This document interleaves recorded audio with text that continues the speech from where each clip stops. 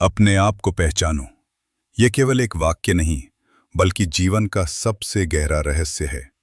ओशो कहते थे कि मनुष्य सारी दुनिया को जानने में लगा है, लेकिन जिसने स्वयं को नहीं जाना, उसने कुछ भी नहीं जाना।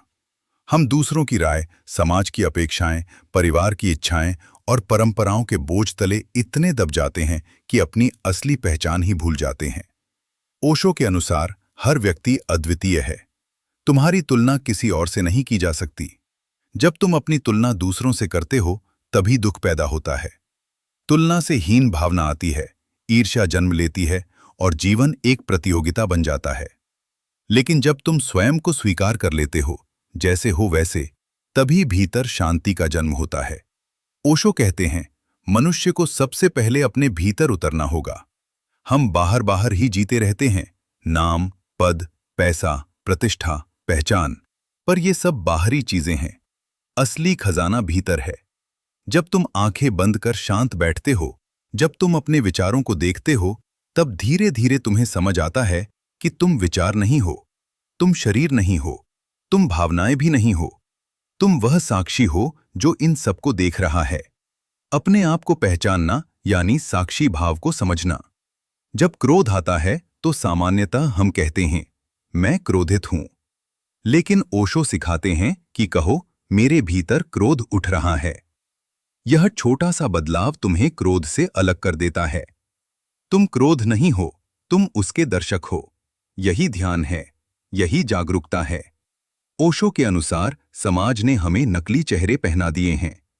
बचपन से हमें सिखाया जाता है कि ऐसे बनो, वैसा बनो, यह सही है, वह गलत है। धीरे धीरे हम अपने असली स्वरूप को भूल जाते हैं और एक मुखौटा बन जाते हैं। अपने आप को पहचानो का अर्थ है इन मुखौटों को उतार फेंकना। यह साहस का काम है, क्योंकि समाज को नकली लोग पसंद हैं, असली लोग उसे चुनौती देते हैं। ओशो कहते हैं कि ध्यान ही वह मार्ग है जिससे आत्मज्ञान संभव है।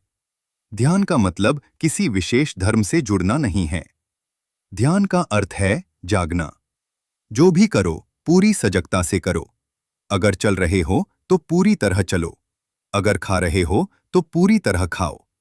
अगर सुन रहे हो तो पूरी तरह सुनो। जब जीवन के हर क्षण में जागरूकता आती है, तब भीतर का द्वार खुलता है। अपने आप को पहचानने का एक और अर्थ है अपने भीतर के भय को समझना।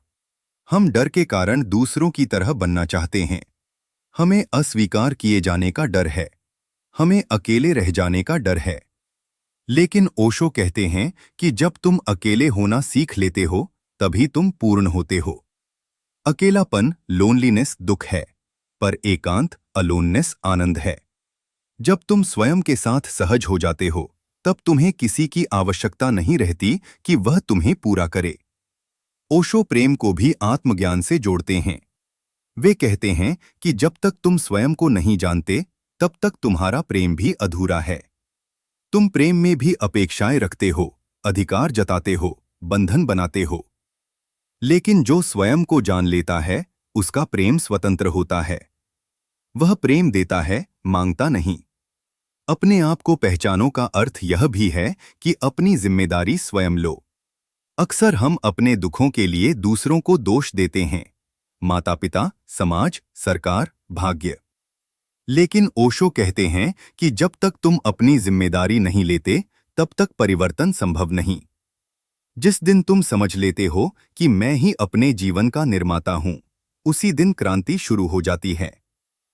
ओशो का संदेश विद्रोही है, लेकिन प्रेमपूर्ण भी। वे कहते हैं कि सत्य किसी किताब में नहीं, किसी मंदिर में नहीं, किसी गुरु के पास नहीं, सत्य तुम्हारे भीतर है। गुरु केवल तुम्हें दिशा दिखा सकता है, पर चलना तुम्हें ही होगा। इसलिए वे बार बार कहते हैं, खुद को जानो, खुद को खोजो, खुद को पहचानो। आत्मज्ञान कोई लक्ष्य नहीं, बल्कि एक यात्रा है। हर दिन थोड़ा थोड़ा जागना, थोड़ा थोड़ा समझना, थोड़ा थोड़ा बदलना। जब तुम भीतर झांकते हो, तो पहले अंधेरा दिखेगा। लेकिन धैर्य रखो, धीरे धीरे वही अंधेरा प्रकाश में बदल जाएगा। ओशो के अनुसार जीवन का उद्देश्य किसी और जैसा बनना नहीं, बल्कि अपने असली स्वरूप में खिलना है। जैसे एक गुलाब कमल नहीं बन सकता और कमल गुलाब नहीं बन सकता, वैसे ही तुम किसी और नहीं बन सकते। तुम्हें वही बनना है जो तुम हो। यही स्वतंत्रता है, यही मुक्ति है। अंत में अपने आप को पहचानो का सार यही है, अपने भीतर उतर जाओ। जागरूक बनो, मुखौटे उतारो, डर से मुक्त हो जाओ और अपने असली स्वरूप में जीना शुरू करो। जब तुम स्वयं को पहचान लेते हो, तब पूरी दुनिया बदल जाती है, क्योंकि दुनिया वही है जो तुम्हारी चेतना देखती है। और जिस दिन तुम स्वयं को जान लेते हो, उसी दिन सच्चा आनंद जन्म